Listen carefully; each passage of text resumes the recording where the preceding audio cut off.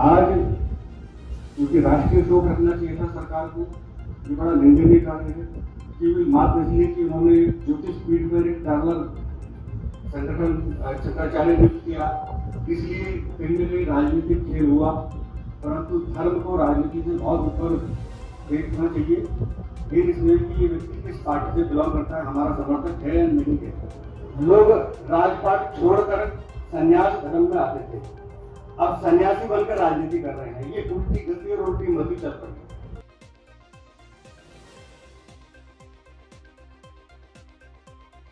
जो जो धर्म के विरुद्ध कार्य हो रहा था उसको हटा के अलग कर दिया। उसी परंपरा से हमारे स्वामी स्वरूपानंद जी महाराज शंकराचार्य पद पर आसीन हुए और मेरे दादाजी के, हमारे जो दादाजी थे उनके सगे मामा जी थे ब्रह्मानंद सरस्वती जी महाराज, शंकराचार्य पद पर आसीन थे। और उन्होंने किस प्रकार से इस भारत देश में ऐसी व्यवस्थाओं से धर्म का प्रचार, धर्म का स्तंभ स्थापित करने का प्रयास किया। और स्वरूपानंद जी उसके प्रत्यक्ष उदाहरण है। ना आता था, ना धुना आता था, ना पीना आता था, ना खाना आता था, यहाँ तक कि मैं कहूँगा सोना भी नहीं आता था, मलमूत्र त्याग करना नहीं आता था। यहाँ भारतीय संस्कृति से सब सीख के गए।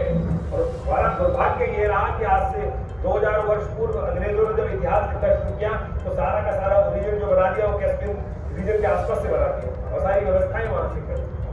तो आज भारतीय संस्कृति के निमित्त हमारे योद्धा, मैं कहूँगा इस आधुनिक काल के इस सनातन संस्कृति की रक्षा करने के योद्धा हमारे स्वरूपानंद जी का देवागमन जो हुआ है वो भारतीय संस्कृति के लिए एक अपूर्वभूत क्षति है। क्योंकि उन्होंने किसी पद के लालच में, किसी प्रतिष्ठा के लालच में या किसी सरकार के दबाव में आकर कभी कार्य नहीं किया। उनके ऊपर आक्षेप लगते रहे अनेक प्रकार से कि कांग्रेस के सपोर्ट करते रहे, लेकिन उन्होंने विरोध हर बात का किया, हर चीज का किया।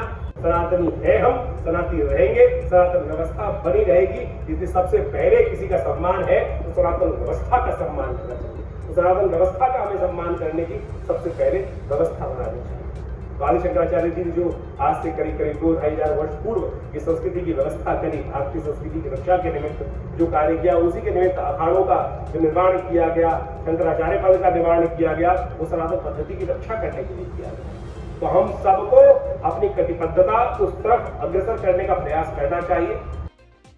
स्वामी स्वरूपानंद जी, देखिए अभी जैसे उन्होंने कहा कि किसी भी राष्ट्रीय स्तर के इतने बड़े नेताओं ने जो गंभीरता और श्रद्धांजलि भाव दिखाना चाहिए था वो नहीं दिखाया, ये सच है। क्योंकि उनका जीवन बहुत ही ऐसा, जैसा कि तपस्वी सत्यवादी महात्मा होते हैं, बिल्कुल स्पष्टवादी।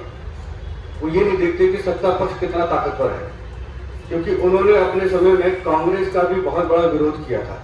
इस बात को लोग बहुत कम जानते हैं, कह देते हैं कि कांग्रेस ही शंकराचार्य, ऐसा बिल्कुल गलत। जब भी लगा कि धर्म के विरुद्ध कोई कार्य हो रहा है, चाहे वो सत्ता कितनी ताकतवर हो, इन्होंने स्वामी जी ने पूरा विरोध किया।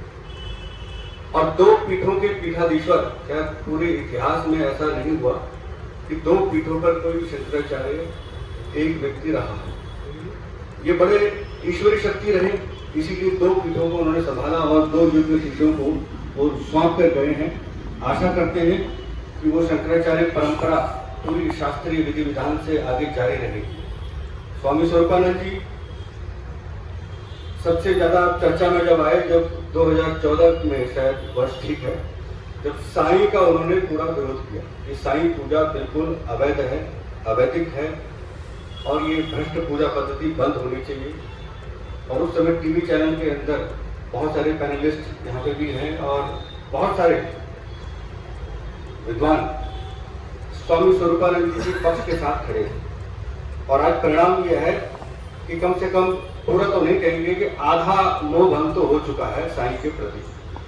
कुछ जगह पे आज भी मूर्तियां हैं जो श्रद्धांजलि देना चाहते हैं, तो एक ही भाव होना चाहिए कि जो अधूरे कार्य रह गए हैं। और स्वामी अविभूतानंद जी के नेतृत्व में उन्होंने, आप बहुत देखे एक वीडियो वायरल हुआ था, मंदिर से साईं की मूर्ति खदेड़वा दी उन्होंने कहा मैं प्रवेश नहीं करूंगा जब तक कि साईं अगर यहाँ रहेंगे।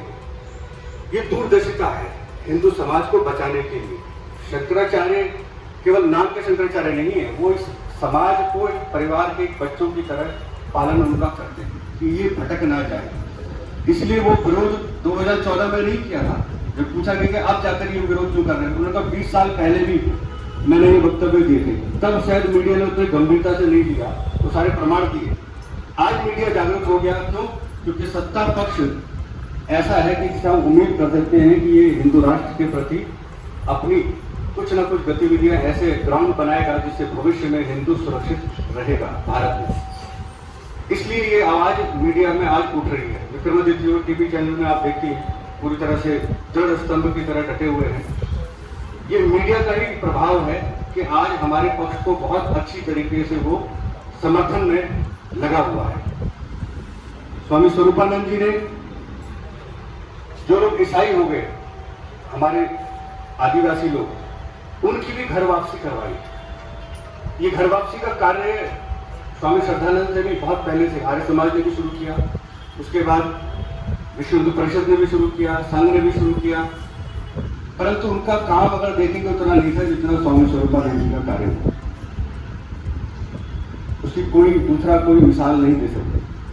आज क्योंकि राष्ट्रीय शोक रखना चाहिए था सरकार को, ये बड़ा निंदनीय कार्य है, केवल मात्र इसलिए कि उन्होंने ज्योतिष पीठ पर एक पैरेलल संगठन शंकराचार्य ने किया, इसलिए कहीं न कहीं राजनीतिक खेल हुआ। परंतु धर्म को राजनीति से बहुत ऊपर देखना चाहिए। ये इसमें कि ये व्यक्ति किस पार्टी से बिलोंग करता है, हमारा समर्थक है या नहीं है।